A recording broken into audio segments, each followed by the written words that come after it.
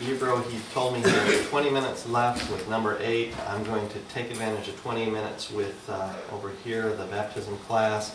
And then we're trying to get to principle number 9. It's an important principle, but we've delayed it and delayed it. So I've not yet decided if we're going to go ahead with Lord's Supper before noon or if it will be this afternoon. So I'm praying for wisdom through the fellowship time. But right now, we have also fog on Tuesday. So remember, we're studying through the book. We're overviewing the book of Ezekiel on Tuesday night. So this Tuesday, remember to mark it down and to come to fog. Thirdly, remember on Thursday night, time 5 o'clock, you make 4 o'clock? 4 o'clock for Ebro. Print in the bulletin which? 4, perfect. The bulletin is 4 o'clock. I think it starts at time 5, but you need to enter time 4, right? Or do you need time? No, go, but. So,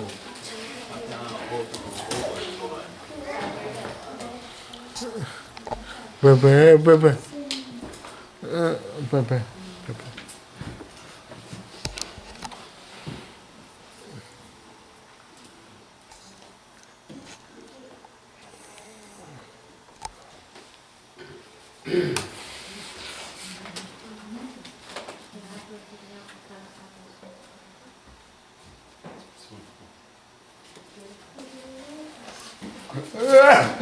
all right.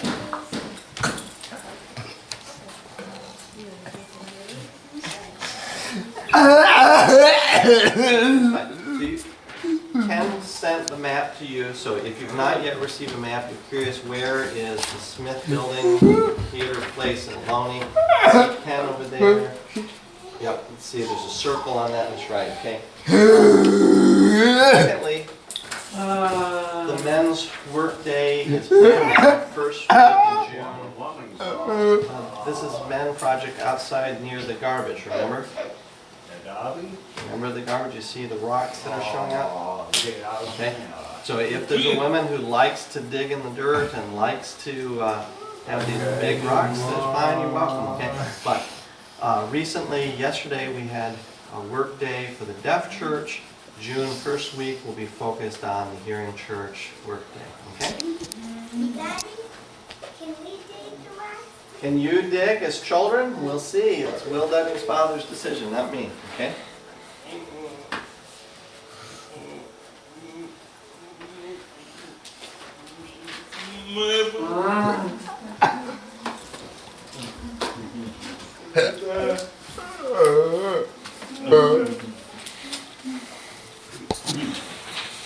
Okay, let's finish up chapter 7. We're close to the end. Short finish, okay? Ebro, he was recently sharing about something that happened in Ohlone, in college, okay? Now, you know, sometimes people don't like you, right? Sometimes it happens, people will gossip about you, sometimes they'll slander with you. Okay, sometimes you don't know that, but sometimes it happens, you catch a person talking about you, and you go, wow, that's my name in the sentence there. They are negative talking about me. God's word talks about that. In verse 21 it tells, chapter 7, verse 21, also, don't pay attention to all the words that people speak. Ignore it. Because what? Maybe you will hear your own servant curse. It tells you, ignore. Why? Because you are guilty of the same. Sometime if you look back in your life, you have cursed, you have said negative, you have gossiped, you have slandered someone before. Now, why are you surprised? Other people do the same.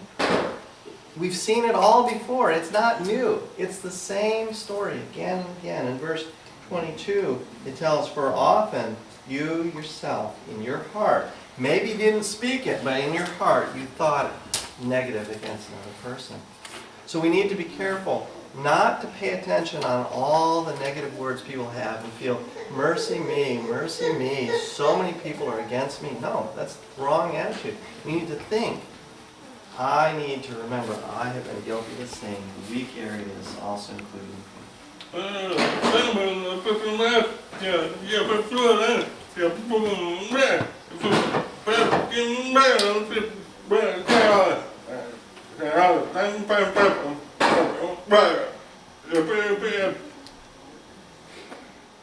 Okay, so people do sometimes keep to themselves and are quiet, but it depends on what's in the heart.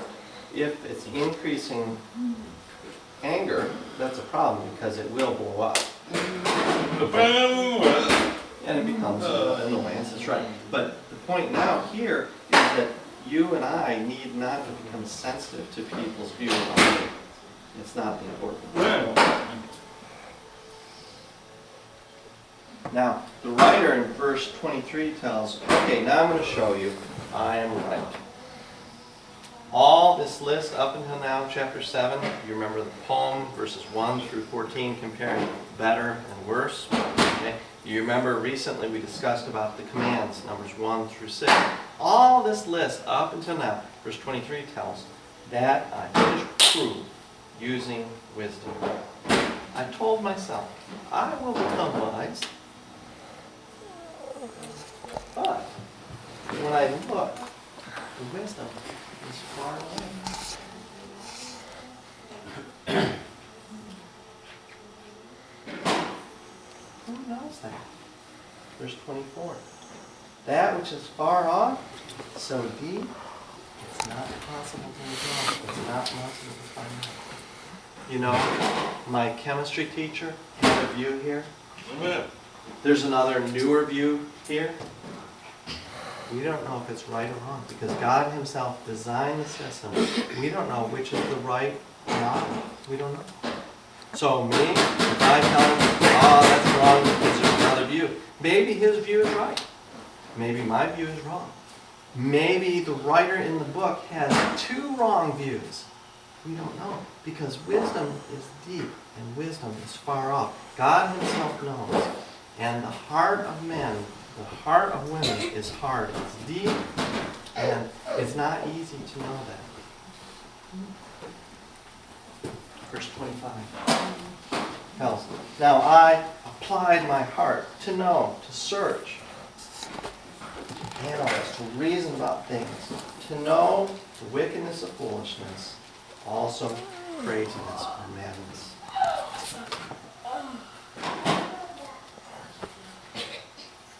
You remember the goal? The writer's goal? To analyze, to search, to understand. The goal? It's not a complete goal. Something is wrong with the goal because the wisdom of God here relates with the reason things happen. You know, before the earth was created, God knew sinner, man, sinner, woman. So God had a plan for the Son, Jesus Christ, to show up and die on the cross. He had a reason why the Son was involved in the tree of life. Now, man and women were clueless.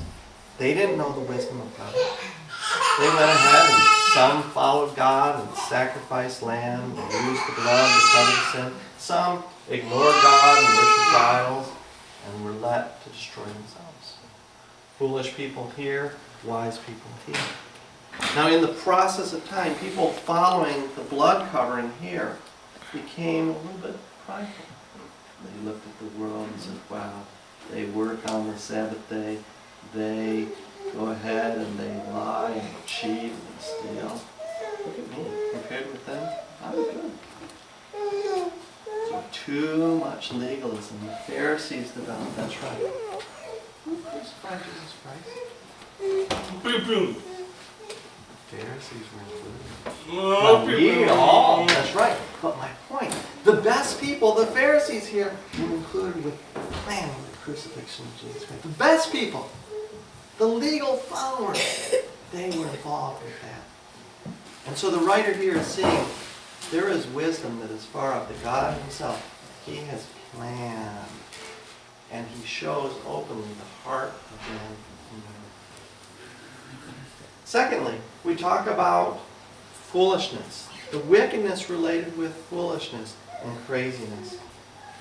And we see now that people sometimes think, I'm all right, I'm fine.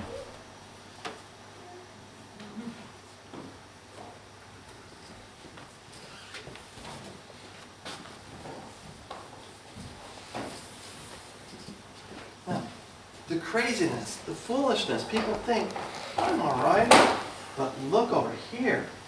In the world, people are on drugs and people are going ahead involved with whoremongering and fornication and various things. It's out of control over here. Now, the writer, he looked at this and he studied this here. And he found what? Nothing is good here, and nothing is good here because it's out of balance. Okay? So remember, you're told, grab a hold and try to stay in this middle way. With God, walk here in this middle way, not over here, not over here. Too much and too much. What's the warning? If a person is studying over here and studying over here at the opposites, he's missing the walk right here. And the writer himself, he wasted a lot of energy, he wasted a lot of time searching for things that were not possible here and here. Verse 26, and then we're going to be closing. 26. And I found more bitter than death the woman whose heart is snares and nets, and her hands are bands, who pleases God and will escape her, but the sinner will be taken from her.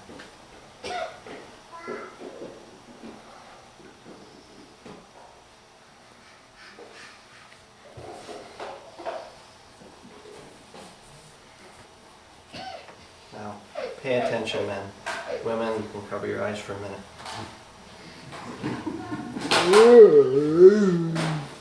Some women are worse than that. Now remember, the writer had 700 wives and 300 sweethearts, okay? He's telling, there are some women in that group of 1,000 that were worse than death itself.